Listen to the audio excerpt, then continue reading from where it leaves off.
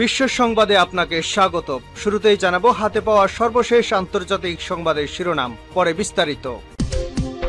Iran, Israel, ফিলিস্তিন ভয়াবহ যুদ্ধ চলছে, আর এই যুদ্ধের সর্বশেষ আন্তর্জাতিক আপডেট সংবাদ জানিয়ে দিব। শুরুতেই থাকবে তেহরানে ইব্রাহিম রাইসির জানাজা পড়ালেন আয়াতুল্লাহ খামেনি। এরপর জানিয়ে দিব ফিলিস্তিনকে স্বীকৃতির ঘোষণা 3 দেশের, ক্ষুব্ধ ইসরায়েল। আরও থাকবে গ্রেপ্তারি পরোয়ানা, আইসিসির ওপর নিষেধাজ্ঞা আভাস যুক্তরাষ্ট্রের। আরও থাকবে গাজার চেয়ে মার্কিন যুক্তরাষ্ট্রে অনাহারে বেশি মানুষ মারা গেছে, জানালেন নেতানিয়াহু। এবং সর্বশেষ থাকবে পুতিনের পরোয়ানায় সমর্থন, নেতানিয়াহুর বেলায় হুমকি যুক্তরাষ্ট্রের। তেহরানে ইব্রাহিম রাইসির জানাজা পড়ালেন আয়াতুল্লাহ খামেনি। দ্বিতীয় দিনের মতো শুরু হয়েছে নিহত ইরানি প্রেসিডেন্ট ইব্রাহিম রাইসি ও তার সঙ্গীদের শেষকৃত্য অনুষ্ঠান। আজ ইউনিভার্সিটি অব তেহরানে তাদের আরেক দফা জানাজা অনুষ্ঠিত হয়। এতে ইমামতি করেন ইরানের সর্বোচ্চ নেতা আয়াতুল্লাহ খামেনি। ইউনিভার্সিটি অব তেহরানে অনুষ্ঠিত এই জানাজায় অংশ নেয় সর্বস্তরের জনমত। এরপর আজাদির চত্বরের পথে একটি শোকযাত্রা অনুষ্ঠিত হয়। এতেও যোগ দেন অগণিত শোকার্ত জনতা। এর আগে তাবরিজ এবং কুম শহরে নিহতদের পৃথক জানাজা অনুষ্ঠিত হয়। গত রাতেই মরদেহগুলো নিয়ে যাওয়া হয় তেহরানের গ্র্যান্ড মুসল্লায়। জানা গেছে আগামীকাল দুপুরে উত্তর পূর্ব ইরানের পবিত্র শহর মাশহাদে দাফন করা হবে ইব্রাহিম রাইসিকে। ওই শহরে ইমাম রেজা এর মাজার অবস্থিত। গত রবিবার আজারবাইজানের সীমান্তের কাছে দুটি বাঁধ উদ্বোধন করেন প্রেসিডেন্ট রাইসি। এরপর হেলিকপ্টারে চড়ে ইরানের উত্তর পশ্চিমের তাবরিজ শহরের দিকে যাচ্ছিলেন তিনি ও তার সহযোগীরা। পথিমধ্যে পাহাড়ি এলাকায় দুর্ঘটনা কবলে পড়ে তাদের বহনকারী হেলিকপ্টারটি। সোমবার সকালে পূর্ব আজারবাইজান প্রদেশের পাহাড়ি ও তুষারবৃত এলাকায় ইরানি প্রেসিডেন্টকে বহনকারী হেলিকপ্টারের ধ্বংসাবশেষ খুঁজে পায় অনুসন্ধানী দল। দেশটির রাষ্ট্রীয় টেলিভিশনে জানানো হয় সেখানে প্রাণের কোনো নিশ্চিহ্ন নেই, কোনো চিহ্ন নেই এবং পুরো হেলিকপ্টার ভস্মীভূত হয়ে গিয়েছে। ফিলিস্তিনকে স্বীকৃতির ঘোষণা 3 দেশের, ক্ষুব্ধ ইসরায়েল। ফিলিস্তিনকে রাষ্ট্র হিসেবে স্বীকৃতি দেওয়ার ঘোষণা দিয়েছে ইউরোপের 3 দেশ, নরওয়ে, স্পেন ও আয়ারল্যান্ড। এতে চরম ক্ষুব্ধ হয়েছে ইসরায়েল। আজ স্বীকৃতির ঘোষণা আসার পরপরই প্রতিক্রিয়া জানান ইসরায়েলের পররাষ্ট্রমন্ত্রী ইসরায়েল কাটলজ। তিনি আয়ারল্যান্ড ও নরওয়েতে নিযুক্ত ইসরায়েলি রাষ্ট্রদূতদের অবিলম্বে ইসরায়েলে ফিরে যাওয়ার নির্দেশ দেন। ইউরোপের 3 দেশ ফিলিস্তিনকে স্বীকৃতি দিয়ে ভালো করেনি বলে হুঙ্কার দেন। ইসরায়েলের পররাষ্ট্রমন্ত্রী ইসরায়েল কাটলজ একটি বিবৃতিতে বলেন, আয়ারল্যান্ড ও নরওয়ে আজ ফিলিস্তিনিদের এবং সমগ্র বিশ্বের কাছে একটি বার্তা পাঠাতে চায়, তারা সন্ত্রাসবাদকে মূল্যায়ন করে। ইসরায়েল বলছে ইউরোপীয় দেশগুলোর স্বীকৃতি চরমপন্থা ও অস্থিতিশীলতাকে ইন্ধন দিবে এবং তাদের এই কাজ হামাসের হাতে দেবার দাবার গুটি তুলে দিবে। পররাষ্ট্রমন্ত্রী আরো বলেন, হামাস ইহুদিদের ওপর গণহত্যা চালানোর পরেও, হামাসের দ্বারা যৌন অপরাধ বিশ্ব প্রত্যক্ষ করার পরেও দেশগুলো ফিলিস্তিনি রাষ্ট্রকে স্বীকৃতি দিয়ে হামাস ও ইরানকে পুরস্কৃত করেছে।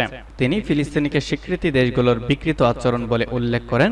বলেন, পদক্ষেপটি অক্টোবরে হামাসের হাতে নিহতদের স্মৃতির প্রতি অবিচার, 128 জেমিকে ফিরিয়ে আনার প্রচেষ্টার জন্য একটি আঘাত। এটি হামাস ও ইরানের জিহাদিদের উৎসাহ দিবে, যা শান্তির সুযোগকে ক্ষুণ্ণ করে এবং ইসরায়েলের আত্মরক্ষার অধিকারকে প্রশ্নবিদ্ধ করে। আজ নরওয়ে, স্পেন, আয়ারল্যান্ডের নেতারা বলেছেন মধ্যপ্রাচ্যে শান্তির লক্ষ্যে ফিলিস্তিনকে একটি রাষ্ট্র হিসেবে আনুষ্ঠানিকভাবে স্বীকৃতি দিবেন তারা।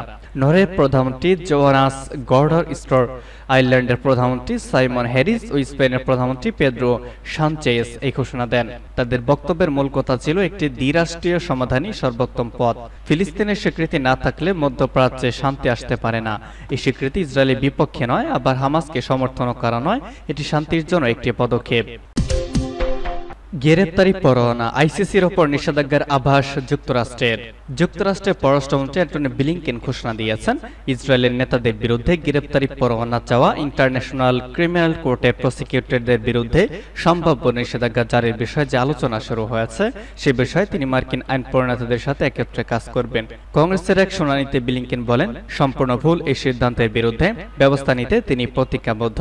তার এই ঘোষণা এলো এমন সময় যখন আইসিসি কর্মকর্তাদের ওপর নিষেধাজ্ঞা জারির জন্য রিপাবলিকানদের চাপ বাড়ছে।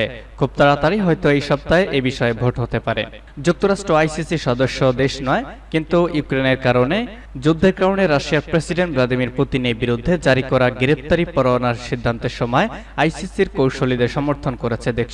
মঙ্গলবার শীর্ষ রিপাবলিকানদের একজন জেমস রিশে সিনেটের বৈদেশিক সম্পর্ক বিষয়ক কমিটিতে ব্লিংকেনকে প্রশ্ন করেছেন তিনি আইসিসির একটি দেশের স্বাধীন, বৈধ এবং গণতান্ত্রিক বিচারিক প্রক্রিয়া থাকা সত্ত্বেও তাদের বিষয়ে নাক গলানোকে সমর্থন করবেন কিনা। জবাবে মার্কিন পররাষ্ট্রমন্ত্রী বলেন, আমরা দলমত নির্বিশেষে আপনাদের সাথে কাজ করতে চাই। এটা করতে আমি প্রতিশ্রুতিবদ্ধ। একটা সম্পূর্ণ ভুল সিদ্ধান্তের বিষয়ে যথাযথ পদক্ষেপ নিতে কোনো প্রশ্নেরই অবকাশ নেই। আইসিসির প্রধান প্রসিকিউটর করিম খান গত সোমবার ইসরায়েলের প্রধানমন্ত্রী বেঞ্জামিন নেতানিয়াহু এবং প্রতিরক্ষামন্ত্রী ইয়োভ গ্যালান্টের বিরুদ্ধে গ্রেপ্তারি পরোয়ানা জারির আবেদন করেছেন বলে ঘোষণা দিয়েছেন। হামাসের 3 কর্মকর্তা, গাজার নেতা ইয়াহিয়া সিনওয়ার, হামাসের কাশেম ব্রিগেড মিলিটারি উইং এর কমান্ডার মোহাম্মদ দাইফ এবং হামাসের পলিটিক্যাল ব্যুরোর প্রধান ইসমাইল হানিয়ার বিরুদ্ধেও গ্রেপ্তারি পরোয়ানা চেয়েছেন করিম খান। সোমবার যুক্তরাষ্ট্রের প্রেসিডেন্ট জো বাইডেন বলেছেন, এই গ্রেপ্তারি পরোয়ানার আবেদন করাটা আপত্তিকর। তিনি আরো বলেছেন, ইসরায়েল ও হামাসের মধ্যে কোনো সমতা নেই। ইসরায়েলের গাজা যুদ্ধ পরিচালনার বিষয়ে এই আদালতে তদন্তের পরিধি বাড়ায় কংগ্রেসে আইসিসির বিরুদ্ধে নিষেধাজ্ঞা আরোপের অন্তত 2টা কারণ চিহ্নিত করা হয়েছে। এ মাসের শুরুতে টেক্সাসের রিপাবলিকান চিপ রায়ের উপস্থাপন করেন এবং একটি বিলের সমর্থনে ক্যাপিটাল হিলে এই সমর্থন বাড়তে শুরু করে। গাজার চেয়ে মার্কিন যুক্তরাষ্ট্রে অনাহারে বেশি মানুষ মারা গেছে বললেন নেতানিয়াহু।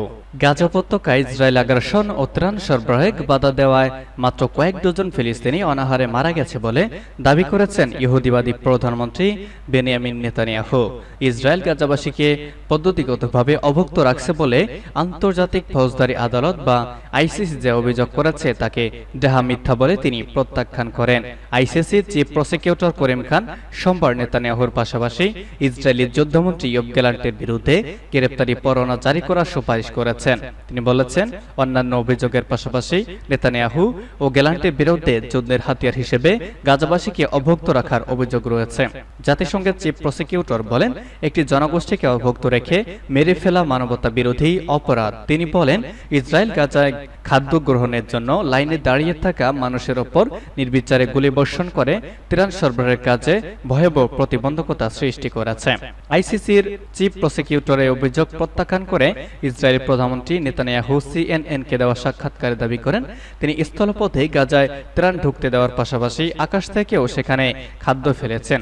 গাজা উপত্যকায় খাদ্যদ্রব্যের দাম শতকরা 80% কমে গেছে বলে দাবি করেছেন। তিনি বলেছেন, বাজার পরিস্থিতি বলছে গাজায় খাদ্য ঘাটতি নেই। নেতানিয়াহু বলেন, আমি যতদূর শুনেছি গাজার 20 লাখ জনসংখ্যার মধ্যে মাত্র 23 জন বা 30 জন অনাহারে মারা গেছে, কিন্তু মার্কিন যুক্তরাষ্ট্র 2022 সাল থেকে 20,000 মানুষ অনাহারে মারা গিয়েছিল, যা গাজার চেয়ে 3 গুণ বেশি। গাজা হাসপাতালের বাইরে অনাহারে কত মানুষ মারা গেছে তার সঠিক হিসাব নেই, তবে গাজা স্বাস্থ্য বিভাগ বলেছে খাদ্য ও খাবার পানির অভাবে গত 1 এপ্রিল থেকে এখনো পর্যন্ত 28 জন শিশুসহ অন্তত 32 জন ফিলিস্তিনির মৃত্যু হয়েছে। পুতিনের পরোয়ানার সমর্থন, নেতানিয়াহুর বেলায় হুমকি যুক্তরাষ্ট্রের। আন্তর্জাতিক আদালতের প্রধান কৌশলী আইসিসিতে ইসরায়েলের প্রধানমন্ত্রী বেনিয়ামিন নেতানিয়াহু ও প্রতিরক্ষামন্ত্রী ইয়োভ গ্যালান্টের বিরুদ্ধে গ্রেপ্তারি পরোয়ানা জারির আবেদন করেছেন। এটা নিয়ে মার্কিন পররাষ্ট্রমন্ত্রী অ্যান্টনি ব্লিংকেন বলেছেন, আন্তর্জাতিক অপরাধ আদালতের বিরুদ্ধে নিষেধাজ্ঞা জারির জন্য তিনি দলমত নির্বিশেষে মার্কিন আইন প্রণেতাদের কাছে একসঙ্গে কাজ করে যাবেন। এর আগে গত বছরের মেতে যুদ্ধাপরাধের অভিযোগে রাশিয়ার প্রেসিডেন্ট ভ্লাদিমির পুতিনের বিরুদ্ধে গ্রেপ্তারি পরোয়ানা জারি করে আন্তর্জাতিক অপরাধ আদালত। সেই সময় যুক্তরাষ্ট্র আইসিসির রায়কে স্বাগত জানিয়েছিল। মঙ্গলবার কংগ্রেসের এক শুনানিতে ব্লিংকেন বলেছেন, অত্যন্ত একরোখাই সিদ্ধান্তের বিরুদ্ধে পদক্ষেপ নিতে তিনি বদ্ধপরিকর। যুক্তরাষ্ট্রের বিরোধী দল রিপাবলিকানরা যখন আইসিসির কর্মকর্তাদের উপর নিষেধাজ্ঞা আরোপের উদ্যোগ নিচ্ছে, তখনই এমন মন্তব্য করলেন ব্লিংকেন। আইসিসির উপর নিষেধাজ্ঞা আরোপের প্রস্তাবটির বিষয়ে শীঘ্রই ভোটাভুটি হতে পারে। গত সোমবার আইসিসির প্রধান কৌশলী করিম খান ইসরায়েলের প্রধানমন্ত্রী বেনিয়ামিন নেতানিয়াহু এবং প্রতিরক্ষামন্ত্রী ইয়োভ গ্যালান্টের বিরুদ্ধে গ্রেপ্তারি পরোয়ানা জারির আবেদন করেছেন। এপি এর খবরে বলা হয়েছে, যুক্তরাষ্ট্র আন্তর্জাতিক অপরাধ আদালতের সদস্য নয়, তবে এর আগে ইউক্রেন যুদ্ধকে কেন্দ্র করে রুশ প্রেসিডেন্ট ভ্লাদিমির পুতিনের বিরুদ্ধে আইসিসির গ্রেপ্তার পরোয়ানা সহ আদালতটির বিভিন্ন বিচার কার্যক্রমকে সমর্থন জানিয়েছিল ওয়াশিংটন।